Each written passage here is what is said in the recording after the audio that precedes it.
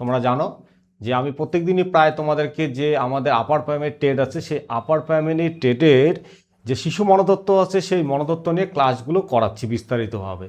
আর আশা করি তোমরা ক্লাসগুলো দেখছো, অনেকেরই ভালো লাগছে। সেই ক্লাসগুলোকে ফলো করে তোমরা কিন্তু ধীরে ধীরে প্রিপারেশন শুরু করো বাড়িতে, কারণ যে কোনো সময় নোটিফিকেশন হয়ে যেতে পারে। সেই সময় নোটিফিকেশন হয়ে গেলে কিন্তু সবচেয়ে যেটা আমাদের সময় নষ্ট করে সেটা সিডি বা চাইল্ড ডেভেলপমেন্ট। সো সেটা আমি ধীরে ধীরে ক্লাস করছি, তোমরা আমার সাথে সাথে ধীরে ধীরে রেডি হতে থাকো। তো আজকে আমি তোমাদের সামনে যেটা নিয়ে আলোচনা করছি সেটা হচ্ছে শিশুত্ব এবং শিশু মনোবিজ্ঞানের ধারণা। আমি এর আগের ক্লাসে কিন্তু এইগুলো নিয়ে আলোচনা করেছি, মনোবিজ্ঞান কী, শিক্ষাবিজ্ঞান কী। তো আজকে আমি আলোচনা করছি, দেখো এটাতে আমি একটা স্ট্রাকচার তৈরি করেছি। কী আছে? শিশু মনোবিদ্যা। শিশু মনোবিদ্যাটা কীভাবে যুক্ত? শিশু মনোবিদ্যা কী হচ্ছে না একটা তথ্যনীতি প্রক্রিয়া, এর সাথে আবার যুক্ত কে আছে না জীবনব্যাপী একটা যে আমরা শিক্ষাকালীন অভিজ্ঞতা, জীবনব্যাপী যে আমরা শিক্ষা নিতে পারি সেটা, তার সাথে একটা এখানে শিখন, তার সাথে একটা শিখন প্রক্রিয়া, মানে আমি ছাত্রদেরকে যেটা শেখাচ্ছি সেটা একটা প্রক্রিয়া, ছাত্ররা আবার কি শিখছে আমার থেকে সেটা একটা প্রক্রিয়া। তার সাথে কি হচ্ছে শিক্ষাকালীন আচরণসঙ্গত সমস্যার সমাধান। একটা স্টুডেন্টকে আমি পড়াচ্ছি বা ছাত্রকে পড়াচ্ছি, সেই ছাত্র পড়ার সময় কীরকম আচরণ করছে, তার কি বিহেভিয়ার আসছে, তাকে কীভাবে আমার গাইড করতে হবে, তা নিয়ে কিন্তু সব কিছু মিলিয়ে কিন্তু একটা শিক্ষা মনোবিজ্ঞান। এর আগে লাস্ট ক্লাসে কিন্তু আমি আলোচনা করেছিলাম যে শিক্ষা মনোবিজ্ঞানটা কি, যে আমরা শিক্ষা নিয়ে শিশুর মন নিয়ে, তার মনের মধ্যে যে বিজ্ঞান নিয়ে আমরা আলোচনা করব তার মন নিয়ে, সেটাকে বিজ্ঞানের ভাষায় শিক্ষা মনোবিজ্ঞান বলা হচ্ছে। তো দেখো ধারাবাহিকতার কাজটা কীভাবে আসছে। শিক্ষা মনোবিজ্ঞানটাকে সে তথ্যনীতি প্রক্রিয়া, মানে বিভিন্ন যে মনোবিদ্যার তথ্য দিচ্ছে তার উপরে নির্ভর করে। বললাম আমি যে জীবনব্যাপী যে আমরা শিক্ষা করতে হবে, জীবনব্যাপী বলতে কি না একটা শিশু জন্মের পর থেকে মৃত্যুর আগ পর্যন্ত, যে বয়সকালে আমরা মারা যাব বা মারা যাচ্ছে সেই মুহূর্ত পর্যন্ত সে শিখতে পারে সব কিছু। এবং শিখন প্রক্রিয়া এটা, যে আমি শিখাচ্ছি আর বাকিরা কি শিখছে সেটার যে প্রক্রিয়াটা, এবং তার সাথে আমরা যখন নিজেরা ক্লাস নিচ্ছি বা এখন নিচ্ছি তাদের মধ্যে তোমাদের যে আচরণ বিধিগুলো সেই নিয়ে আলোচনাটার নামই হচ্ছে শিক্ষাবিজ্ঞান। তো তোমার স্ট্রাকচারটা দেখতে পারো, স্ট্রাকচারটা কিন্তু খাতাতে নোট ডাউনও করে রাখতে পারো, তাহলে অনেকটা কনসেপ্ট কিন্তু তোমাদের ক্লিয়ার হয়ে যাবে। মানে একটা বিশাল বড় পাতাকে আমি একটা ছকের সাথে তো সাথে প্রেজেন্ট করেছি। দেখো তারপরে কি বলেছেন না, এটা মনোবিদ্যা শিক্ষাবিদ্যা। মনোবিদ্যা মানে কি মনের বিজ্ঞান, আর শিক্ষাবিজ্ঞানটা কি হচ্ছে না শিক্ষা নিয়ে যেটা আমরা মনের বিদ্যা হচ্ছে সেটা। তাহলে কি বলা হচ্ছে না, মনোবিদ্যা শিশুর জন্ম থেকে আমৃত্যু পর্যন্ত ব্যাখ্যা বর্ণনা করে, কিন্তু শিক্ষা মনোবিদ্যা শিশুর জন্ম থেকে মৃত্যু পর্যন্ত শিক্ষাকালীন আচরণ ও ব্যাখ্যা বর্ণনা করে, মানে সেই শিক্ষার সময়, শিক্ষা নেওয়ার সময় সেই আচরণ সেটা ব্যাখ্যা করে। আরেকটা কি না মানসিক প্রক্রিয়ার গতি প্রকৃতিকে পরীক্ষণের দ্বারা নানা সূত্র আবিষ্কারের মাধ্যম দিয়ে প্রকৃত উন্নতি সাধন করা হয়। এটা মনোবিজ্ঞানের কথা বলছে। শিক্ষাবিজ্ঞানে কি বলছে, শিক্ষাবিজ্ঞানে মনোবিদ্যার সূত্রগুলিকে ব্যবহারের মাধ্যমে শিক্ষার উন্নতি সাধন করা হয়। মনোবিজ্ঞানের যে মনোবিদরা যে আমাদের সূত্রগুলো দিয়েছে সেই সূত্রটা আমি শিক্ষার ক্ষেত্রে কীভাবে প্রয়োগ করব সেটাকে এখানে কথা বলা হয়েছে। মনোবিজ্ঞান আচরণকে বিশ্লেষণ করে কিন্তু তার ভালো মন্দ বিচার করে না। মনোবিদ্যা আচরণকে বিশ্লেষণ করবে শুধুমাত্র, আর শিক্ষা মনোবিদ্যা কি করছে শিক্ষাকালীন আচরণ বিশ্লেষণ করে ও তার ভালো মন্দকে বিচার করে। নেক্সট কি বলছে যে না মনোবিদ্যা ও শুধুমাত্র শিখন সংক্রান্ত বিষয় নিয়ে আলোচনা করবে, কিন্তু শিক্ষাবিজ্ঞান শিখন ও শিক্ষণ সংক্রান্ত বিবেচনা আলোচনা করবে। মনোবিদ্যার পরিধিটা ব্যাপক, শিক্ষাবিজ্ঞান পরিধিটা হচ্ছে সংকীর্ণ, মানে তুমি শিক্ষা চলাকালীন কথাই বলেছে যে শিক্ষা চলতে থাকবে যতক্ষণ সেই পর্যন্ত, তার জন্য সংকীর্ণ। প্রয়োগটা ক্ষেত্র কি না মনোবিদ্যা প্রয়োগ করা হচ্ছে চিকিৎসা শাস্ত্রে, সাময়িক ক্ষেত্রে, পেশা ক্ষেত্রে, বাণিজ্যিক ক্ষেত্রে প্রভৃতিতে। মনোবিজ্ঞান থেকে যে দেখো প্রত্যেকটা টিমে মানে খেলোয়াড়দের যে টিম সেখানেও মনোবিদ্যা থাকে, এমনকি যারা পলিটিক্স করে রাজনীতিবিদ তাদের জন্য মনোবিদ্যা থাকে, কারণ তারা এত কাজের টেস্ট নিচ্ছে, তাদের সেই কাজের টেস্টটা থেকে দূর করার জন্য একজন কিন্তু সাইকোলজিস্ট তাদের সাথে অ্যাপয়েন্টমেন্ট থাকে। আর শিক্ষা মনোবিজ্ঞানে কি বলছে না শিক্ষা মনোবিজ্ঞান প্রয়োগ করা শিক্ষণের ক্ষেত্রে শিক্ষা ব্যবস্থাপনায়। এটার যে মনোবিদ্যা নিয়ে আলোচনা করা হবে সেটা শিক্ষার ক্ষেত্রেই প্রয়োগ করবো, অন্য ক্ষেত্রে নয়।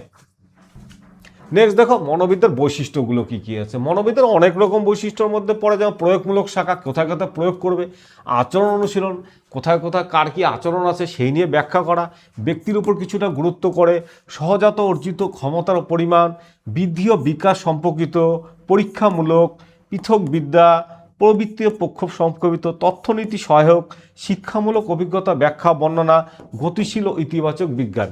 এই হচ্ছে মনোবিদ্যার আমাদের বৈশিষ্ট্যগুলো। তোমরা যে কোনো বইতে আরেক লাইন করে শুধু পড়ে নিবে যে কি হচ্ছে অনুশীলনটা, জাস্ট একটা টাচিং দেওয়া। নেক্সট বলছে মনোবিদ্যার পরিধি। এই মনোবিদ্যার পরিধি মানে মনোবিদ্যাটা কত দূর পর্যন্ত বিস্তৃত তা নিয়ে একরকম আলোচনা পরিধি। বিকাশমূলক মনোবিদ্যা, অবশ্যই বিকাশ করতে, আমাদের মনের বিকাশ করতে, পরিধি করতে কতটা সময় দরকার, কি দরকার সেটা নিয়ে বিকাশমূলক। সামাজিক মনোবিদ্যা, আমাদের সমাজে চলতে গেলে কেমন মানসিকতার দরকার, কেমন মনোবিদ্যার দরকার, সেটা হচ্ছে সামাজিক মনোবিদ্যা। পরীক্ষামূলক মনোবিদ্যা, পরীক্ষা করতে গেলে কেমন মনোবিদ্যার দরকার, কীরকম পরীক্ষার কথা বলছে, দেখবে যে ক্লাস 7 বা ক্লাস 6-এ ছোট ছোট প্রশ্ন, বা যখন বড় ক্লাস উঠছে তার ডেসক্রিপটিভ প্রশ্ন, বা কত নম্বরে ডেসক্রিপটিভ প্রশ্ন থাকতে পারে, সেটাকে পরীক্ষামূলক মনোবিজ্ঞান বলা হচ্ছে। শারীরতাত্ত্বীয় মনোবিদ্যা, শরীরের দিক থেকে মানে কোন বয়সে কোন শারীরিক কসরতটা করলে আমি ঠিক থাকতে পারি, সেটা নিয়ে মনোবিদ্যা আলোচনা করেছে। শিক্ষা মনোবিদ্যা, অস্বাভাবিক মনোবিদ্যা, শিল্পতরূপ মনোবিদ্যা, শিশু মনোবিদ্যা, তারপরে বলা হচ্ছে পরামর্শ দানের মনোবিদ্যা, মানে কাউন্সিলিং গাইডনেস যেটা কথা বলেছে সেটা। এগুলো পরিধি, মানে এগুলো নিয়ে আমরা কাজ করতে পারি পরিধি মানে মনোবিদ্যার ক্ষেত্রে। মূল বিষয়গুলো কি, মূল বিষয় না এই চ্যাপ্টার থেকে কি কি পড়তে হতে পারে বা কোন পয়েন্টগুলো খুব ইম্পর্টেন্ট, সেগুলো আমি একটা জাস্ট লিস্টেড তোমাদের সামনে করেছি, যে যাতে বুঝতে পারো, তোমরা একটু বুঝতে সুবিধা হয় তার জন্য আমি করেছি, তোমরা দেখতে পারো সেই জায়গাগুলো কীরকম আছে। যে মূল বিষয় কি না, মূল বিষয়ের ক্ষেত্রে বলছে শিক্ষা মনোবিজ্ঞান হলো এমন এক বিজ্ঞান যা ব্যক্তির জন্ম থেকে মৃত্যু পর্যন্ত বিকাশের ধারণাকে অনুশীলন করে। শিক্ষা মনোবিজ্ঞানের প্রধান বিষয় হলো শিশু তথা সমস্ত শিক্ষার্থীর আচরণ। শিক্ষা মনোবিজ্ঞানের অন্তর্ভুক্ত 4টি বিষয় হলো মানুষের জীবনব্যাপী বিকাশ, ব্যক্তিগত বৈষম্য, পরিমাপ ও শিখন। ব্রুনার শিশুদের চিন্তাশীল প্রাণী হিসাবে দেখতে মনোবিদ অনুরোধ করেছেন। ব্রুনার, এটা একটা পরীক্ষা কোশ্চেন হতে পারে। শিক্ষার্থীকে বিকাশের 4টি দিক, একটা হচ্ছে নৈতিকতার বিকাশ, প্রজ্ঞাগত বিকাশ, সামাজিক ও মানসিক বিকাশ, ভাষা এবং বাচিক বিকাশ। শিক্ষার্থীরা পৃথিবী সম্পর্কে তাদের অভিজ্ঞতার ভিত্তিতে যে জ্ঞানের সৌধ গড়ে তুলতে পারে তাকে নির্মিতবাদ বলা হচ্ছে। মানুষের শিক্ষাকালীন আচরণকে অধ্যয়ন করার জন্য গড়ে ওঠা মনোবিজ্ঞান শাখাটিকে মনোবিজ্ঞান বলা হচ্ছে। ডেকার্তের মতে মনোবিজ্ঞানের বিষয় হলো মন। ভালো কথা, কে বলেছে না ডেকার্ত বলেছে যে মনোবিদ্যার বিষয়টি হলো মন। আচরণবাদের জনক কে বলেছেন, জেফি ওয়াটসন। মুখস্থ করতে হচ্ছে এসে। চেতনার মধ্যেই আমরা মনের অস্তিত্ব উপলব্ধকারী, উক্তটি কে বলেছে, উইলিয়াম জেমস। শিক্ষক ও মনোবিদ এদের অনুশীলনের মূল বিষয়বস্তু হলো মন বা আচরণ। মনোবিদ উড এত খ্রিস্টাব্দে প্রথম, কত খ্রিস্টাব্দে, 1800 খ্রিস্টাব্দ না হলেও চলবে, প্রথম মনোবিজ্ঞানের পরীক্ষাগার তৈরি করে। এটা কিন্তু পরীক্ষার আগে কোশ্চেন আসছে।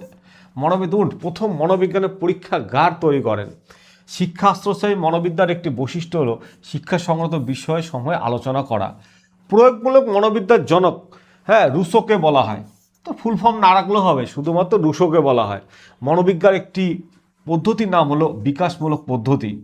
আর শিক্ষা মনোবিজ্ঞান হলো মনোবিদ্যার সেই শাখা যা শিখন ও শিখন নিয়ে আলোচনা করে। এটি স্কিনার বলেছে। কে বলেছে? স্কিনার। এটাও ইম্পর্টেন্ট কথা।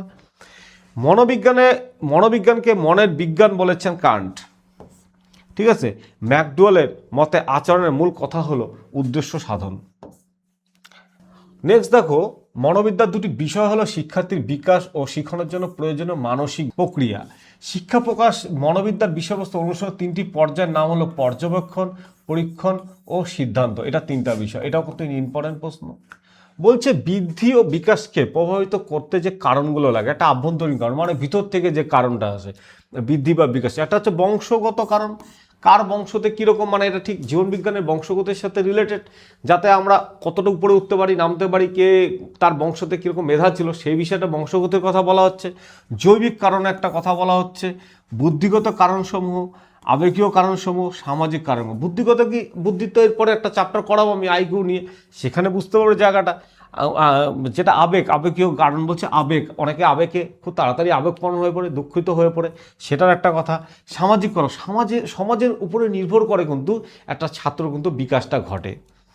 বাহ্যিক কারণসমূহ, পরিবেশগত কারণসমূহ বা পুষ্টির পরিমাণগত বা পারিবারিক পরিবেশ, এগুলোর উপরে কিন্তু বাহ্যিক কারণ, মানে বাহ্যিক কি এটা পরিবেশ। দেখা গেল একটা শিশুকে আমাদের ওয়েস্ট বেঙ্গলে জন্মগ্রহণ করলো, তাকে নিয়ে বিদেশে ইংল্যান্ডে রাখা হলো, সে যখন বাংলা ভাষা শুনতে পাবে না, সে কিন্তু আস্তে আস্তে ইংলিশ ভাষায় কানের মধ্যে ঢুকবে আর ইংলিশ বলা শুরু করবে। তাহলে এটা পরিবেশের দান।